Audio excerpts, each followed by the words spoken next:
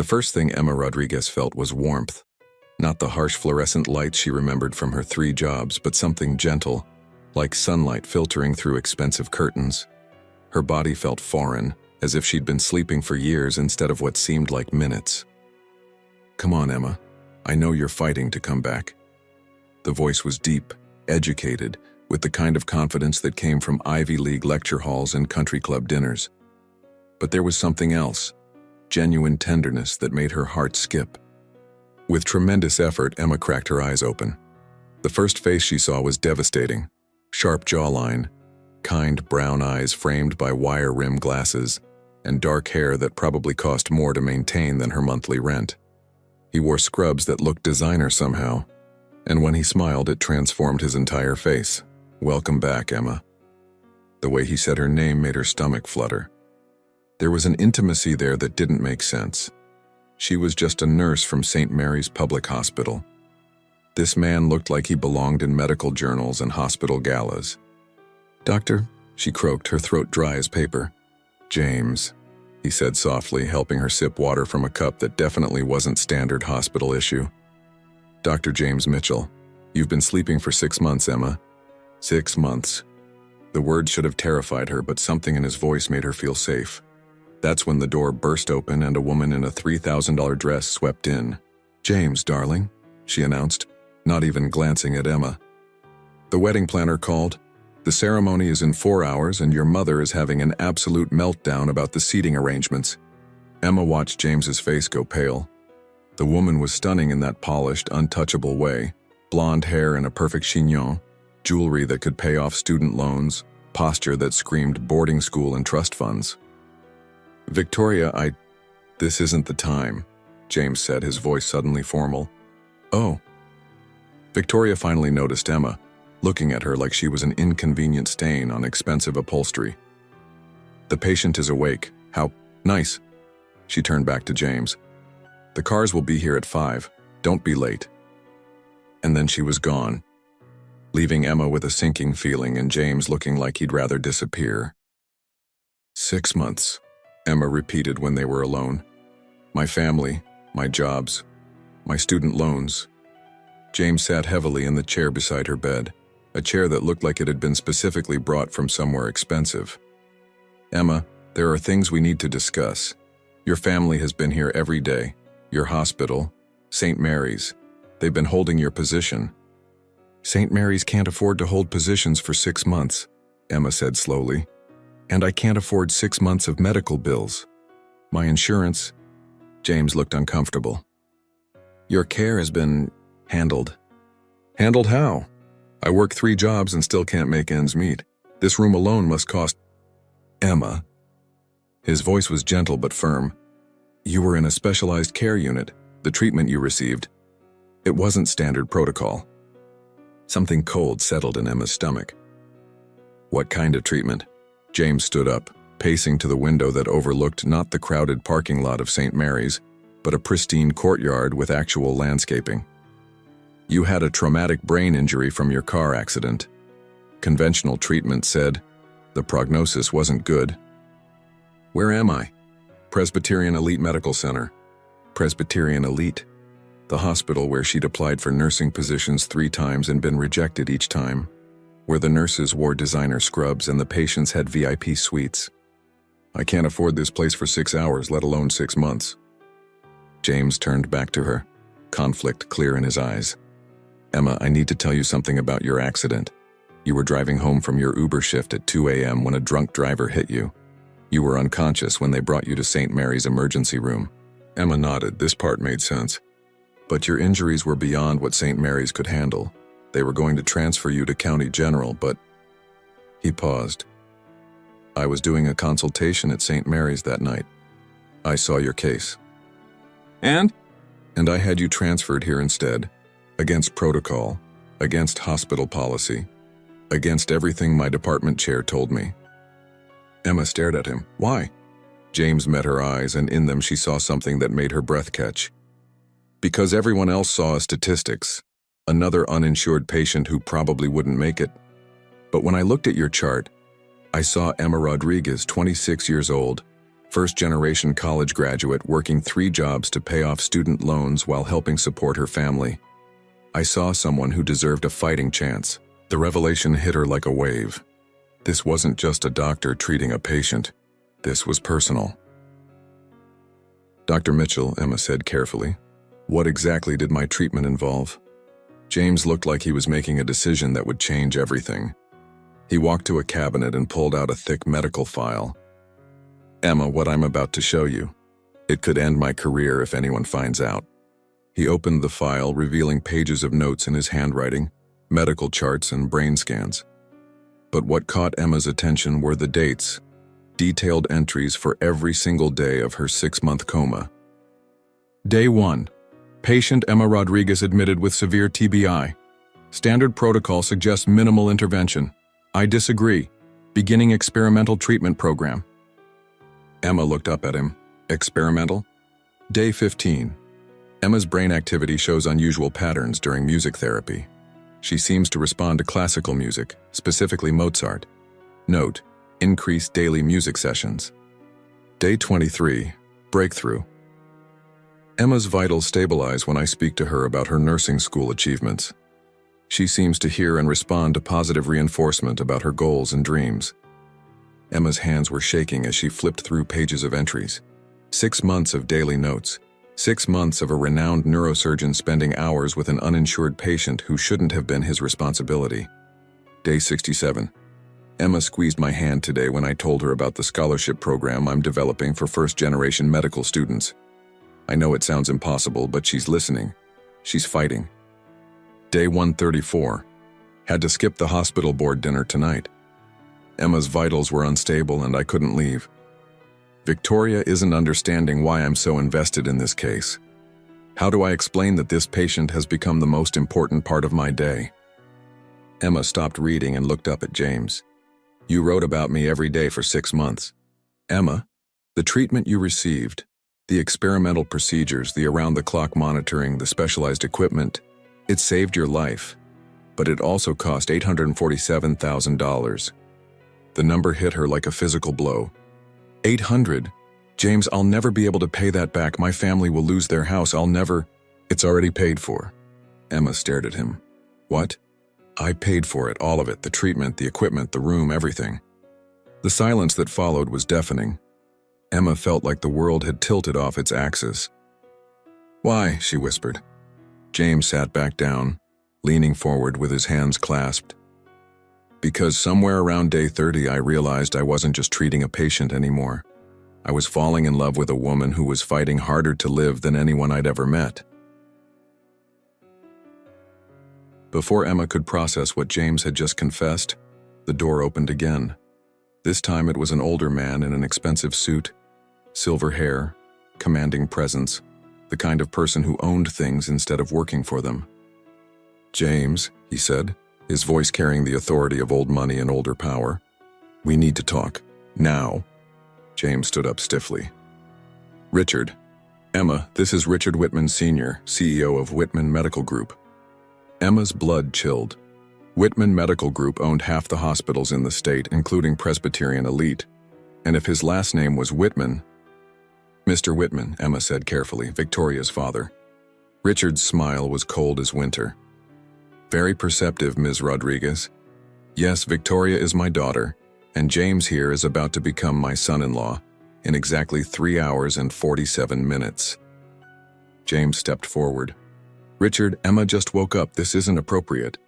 What's not appropriate, Richard interrupted, is a doctor spending $847,000 of unauthorized funds on an uninsured patient.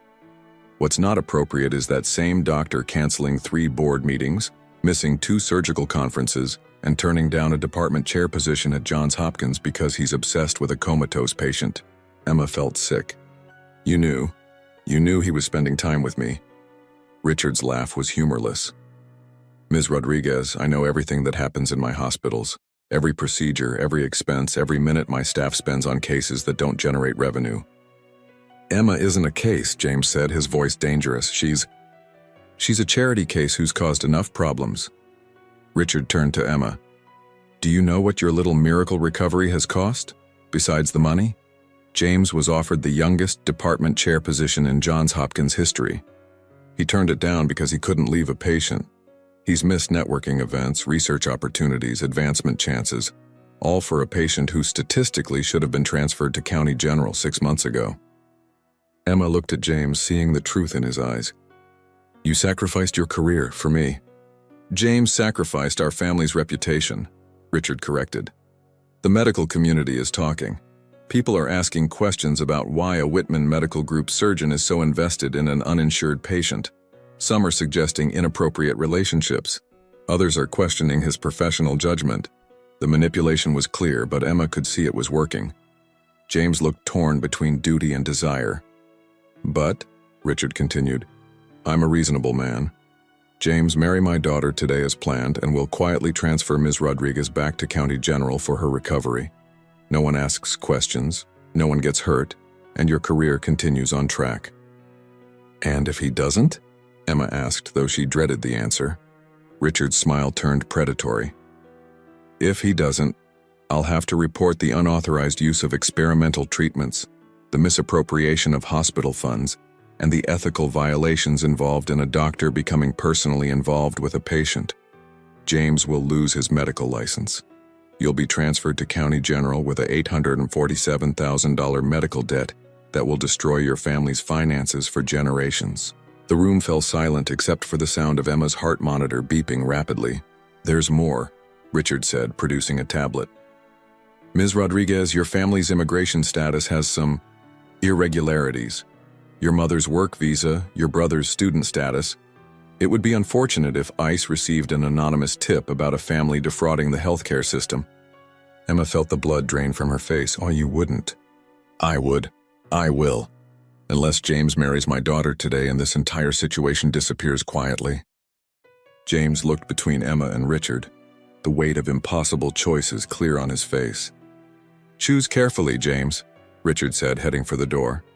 "You have 3 hours to decide what's more important, your career and this young woman's family's safety, or a fantasy romance with a patient who is unconscious for your entire relationship." After he left, Emma and James sat in horrified silence. "James," Emma said finally, "you have to marry her." "Emma!" "No. Listen to me. I won't let you destroy your career for me. I won't let my family be deported because I was in an accident. Marry her, please." James looked at her with an expression of pure anguish. "Emma, you don't understand. These 6 months, falling in love with you, it's the most real thing I've ever felt. Victoria and I. It's what our families planned, what makes business sense, but I don't love her. I love you." "Then love me enough to let me go," Emma whispered, tears streaming down her face. After James left to prepare for his wedding, Emma lay in her hospital bed feeling like her heart had been surgically removed. That's when the door opened quietly, and a woman in scrubs peeked in. "Emma, I'm Sarah, head nurse here at Presbyterian. Can I come in?" Emma nodded, wiping her eyes. Sarah was in her 50s, with kind eyes and the efficient movements of someone who'd spent decades caring for people. She pulled up the chair and sat down. "Honey, I've been working here for 25 years. I've seen a lot of doctors, a lot of patients, and a lot of relationships. But what I witnessed these past 6 months, that was something special." "It doesn't matter now," Emma said. "He's getting married." "Is he?" Sarah smiled mysteriously. "Emma, did you know that Dr. Mitchell isn't the only one who's been keeping records?" She pulled out her phone and showed Emma a video timestamp from 2 months earlier. "Hospital security footage isn't admissible in court, but it sure is interesting to watch." On the screen, Emma could see her hospital room in grainy black and white. James was sitting beside her bed holding her hand, clearly talking to her unconscious form. But what made Emma gasp was seeing her own hand squeeze back. "That's impossible," Emma whispered. "I was in a coma." "Watch this part," Sarah said, fast-forwarding. On screen, James leaned down and whispered something to unconscious Emma. Her face, even unconscious, smiled. "Emma," Sarah said gently, "you responded to Dr. Mitchell for 6 months. Your brain activity spiked when he entered the room. Your vitals improved when he talked to you. The experimental treatment worked because you were fighting to get back to him. But Richard Whitman, is about to learn that Presbyterian Elite has more loyal employees than he realizes. Sarah stood up. Emma, every nurse on this floor has watched Dr. Mitchell fight for you. We've seen him skip meals, cancel appointments, and spend his own money because he believed you were worth saving. We're not about to let Richard Whitman destroy that. The door opened and 3 more nurses entered. Maria, Linda, and Jennifer. They looked like they were on a mission. Emma, Maria said, we need to tell you some things about Richard Whitman that you deserve to know. Like what? Like the fact that he's been systematically shutting down public hospitals and buying them for corporate development, Linda explained. St. Mary's is next on his list. He's been denying experimental treatments to uninsured patients for years, Jennifer added. Dr. Mitchell saving you is exactly what Richard can't allow. It sets a precedent that patients matter more than profit. Emma sat up straighter. What are you saying? We're saying, Sarah said, that this isn't just about stopping a wedding. This is about stopping a system that values money over lives. And we think you're the key to exposing it all. Maria handed Emma a thick folder. Hospital financial records, treatment denials, immigration status investigations Richard ordered on families who couldn't pay their bills. Everything. Why are you giving me this? Because, Sarah said, you represent everything Richard Whitman hates. A working-class woman who survived because a doctor cared more about saving lives than following profit margins. You're proof that the system can work differently. Linda sat on the edge of the bed. Emma, Dr. Mitchell didn't just save your life. He accidentally created a case study that proves experimental treatments can work when doctors are allowed to care about patients instead of insurance policies. Your recovery is going to be studied in medical schools, Jennifer added. You're going to change how doctors treat brain injuries, but only if Richard Whitman doesn't bury the research to protect his business model. Emma looked at the folder, then at the faces of the women who had cared for her. What do you need me to do? Sarah smiled. We need you to crash a wedding. Sacred Heart Country Club was exactly what Emma expected. Old money, older traditions, and the kind of wealth that came from generations of never having to worry about medical bills. Emma sat in the wheelchair Sarah had insisted on, wearing scrubs and a hospital gown, feeling completely out of place among the Armani suits and designer gowns. You sure about this? Asked Maria, who had driven her here along with Sarah, Linda, and Jennifer. No, Emma admitted, but I'm sure about him. Through the floor-to-ceiling windows she could see the ceremony in progress. Victoria looked stunning in a dress that probably cost more than Emma's nursing school tuition. James stood at the altar in a tuxedo that fit him perfectly, but Emma could see the tension in his shoulders even from a distance. The minister was speaking about marriage, about commitment, about choosing love over all obstacles. The irony was painful. Gabriel Santos, the minister said, do you take Victoria Whitman as your lawfully wedded wife, to have and to hold in sickness and in health for richer or poorer, as long as you both shall live? Emma watched James hesitate. It was just a moment, just a breath, but she saw it. That's when she pushed open the doors. The sound echoed through the country club like a gunshot. 300 guests in designer clothes turned to stare at the young woman in a wheelchair wearing hospital scrubs. Emma heard gasps, whispers, the sound of someone dropping champagne glasses. But she only had eyes for James. When their gazes met, she saw relief flood his face, pure, undeniable relief. Emma, he breathed, his voice carrying across the silent room. Victoria turned, and the fury in her eyes could have melted steel. I told you this would happen, she hissed through her perfect smile. Emma began rolling down the aisle, each turn of the wheels echoing in the silence. The guests watched like she was a car accident they couldn't look away from. James, she said when she reached the altar, I need to talk to you. Emma, you can't be here, Victoria interrupted, stepping down from the altar. This is my wedding. Actually, Emma said, keeping her eyes on James, I think this wedding is about choices, and James deserves to make his with all the information. James stepped down from the altar too, ignoring Victoria, ignoring the shocked minister, ignoring the murmurs of 300 guests. He knelt beside Emma's wheelchair. How did you know where to find me? He asked. I had help, Emma said, gesturing to the nurses who had followed her in. And I remembered some things. What things? I remember your voice telling me to fight. I remember the music you played. I remember feeling safe even when I was lost." She paused, gathering courage. "And I remember falling in love with you, James. Even unconscious, even not knowing who you were, my heart recognized yours." And then he kissed her, right there in front of 300 shocked guests, with wedding flowers scattered on the floor and the sound of FBI agents making arrests in the background. It was the most perfect kiss of her life, because it was the first kiss she'd given while being completely conscious of loving someone who loved her back. The silence in the country club was deafening. "That's impossible," Victoria said, but her voice had lost its confidence. "Is it?" Emma asked, finally looking at her. "Or is it just inconvenient for your family's business plans?" Richard Whitman stepped forward from the front row, his face dark with anger. "Enough, security!" "Wait," Emma said, raising her voice so the entire room could hear. "Before you call security, I think your guests should know what kind of man you really are, Mr. Whitman." She opened the folder Sarah had given her.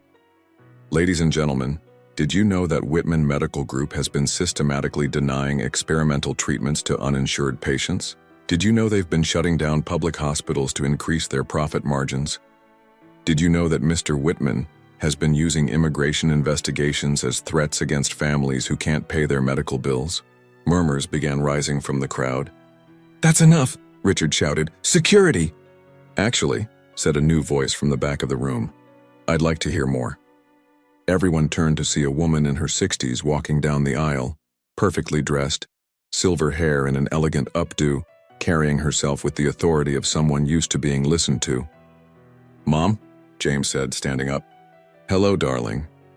James's mother reached the altar and looked between Emma and Victoria. "I'm Margaret Mitchell, and before this ceremony continues, I have some things to say." She turned to address the crowd. "Most of you know me. You know my family has been in medicine for 4 generations. You know we believe in helping people, not profiting from their suffering." Margaret faced Richard Whitman.